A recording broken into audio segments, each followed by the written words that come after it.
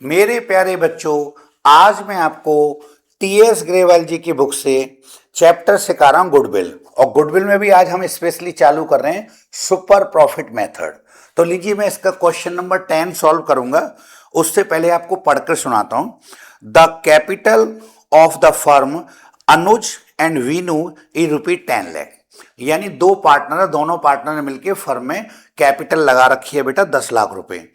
And the market rate of return of interest is 15%। मतलब उनको बाजार से जो प्रॉफिट की रेट मिलती है वो है 15%, नॉर्मल रेट ऑफ रिटर्न।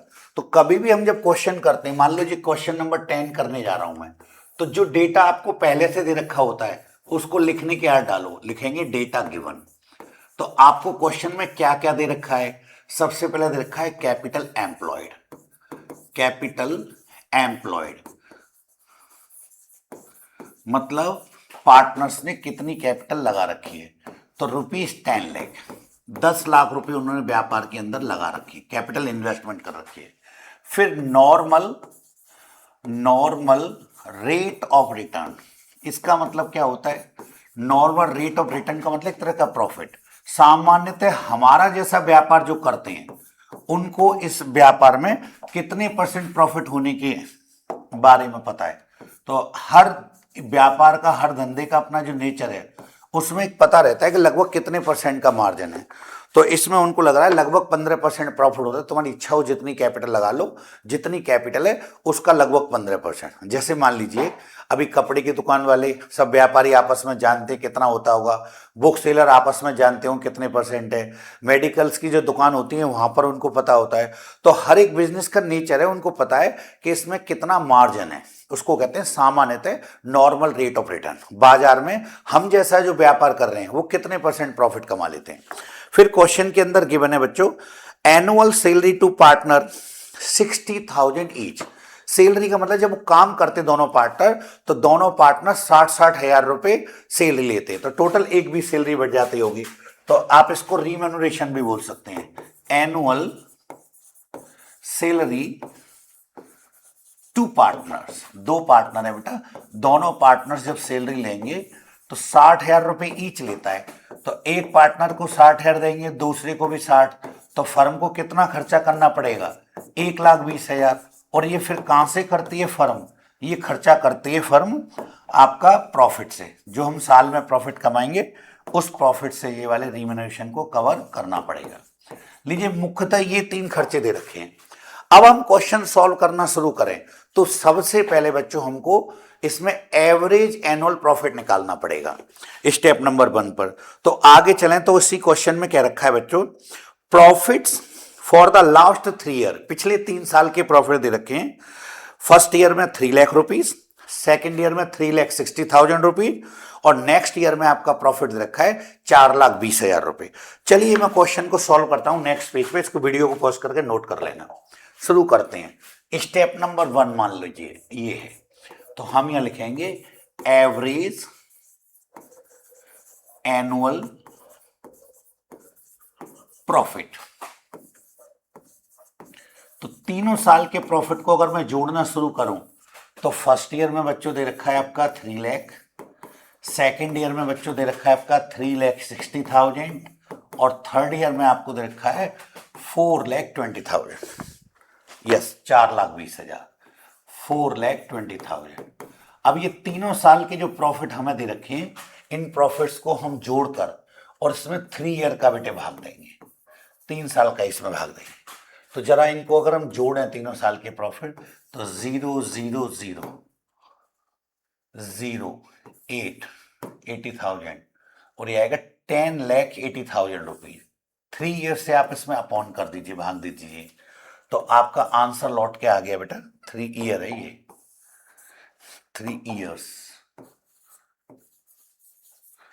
तो आप इसका 3 से अपॉन करेंगे तो 3,60,000 रुपीज, ये आपका एक प्रॉफिट आ गया। इसका मतलब है कि आपने एक्चुअल में जो व्यापार किया है उसके अंदर कितना प्रॉफिट कमा लिया। लेकिन अब इस प्रॉफिट में से कुछ आपको एडजस्टमेंट करने पड़ेंगे, जो भी खर्चे हैं वो इसी प्रॉफिट से आपको कवर करने होते हैं। तो हम लिखेंगे इसमें लेस रीमेनुरेशन, मैन्यूरेशन टू पार्टनर्स, मतलब एक तरह के जो पार्टनर्स को सैलरी दे रहे हैं वो दोनों पार्टनर्स की सैलरी घटेगी। तो एक पार्टनर को हम 60,000 देते हैं तो दो पार्टनर का कितना आया था 1,20,000, उसको अगर हम घटा दें तो घटाने के बाद में असलियत में जो प्रॉफिट आएगा 2,40,000, ये है प्रॉफिट आपका। इस प्रॉफिट को क्या नाम दे देंगे, एडजस्टेड एनुअल प्रॉफिट या एवरेज प्रॉफिट। तो अभी आपका जो प्रॉफिट है करेक्शन होके एक स्टेप आपका पूरा हो गया, प्रॉफिट आ गया। चलिए नेक्स्ट पेज पे चलते हैं। अब हम लिखेंगे normal profit, step number 2, normal profit. इसका फॉर्मूला है बच्चों capital employed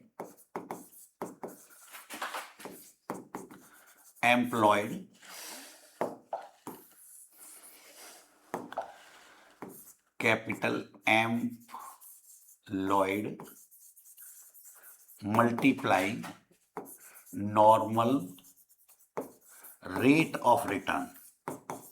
rate of return का मतलब प्रॉफिट की रेट ऑफ रिटर्न अपॉन 100। तो ध्यान करो बच्चों, अभी कैपिटल एम्प्लॉयड कितने लाख रुपए दे रखे थे बुक के अंदर, क्वेश्चन जब हमने पढ़ा था तो स्टार्टिंग में इसमें नॉर्मल रेट कैपिटल एम्प्लॉयड थी आपकी 10 लाख रुपीस। 10 लाख रुपीस की कैपिटल लगा रखी है और बाजार वाले कहते हैं कि लगभग इसमें 15% का मार्जिन है, तो 10 लाख का 15% आप निकालेंगे तो वो आपका आ जाएगा ₹1,50,000। तो ये स्टेप नंबर दूसरा कंप्लीट हो गया। स्टेप थर्ड पर हम निकालते हैं बच्चों सुपर प्रॉफिट। तो सुपर प्रॉफिट का फॉर्मूला लिखेंगे सुपर प्रॉफिट बराबर एडजस्टेड, जो फर्स्ट नंबर पे प्रॉफिट आया था adjusted average profit minus normal profit. Normal profit, दोनों प्रॉफिट का हम लोग अंतर लेते हैं बच्चों।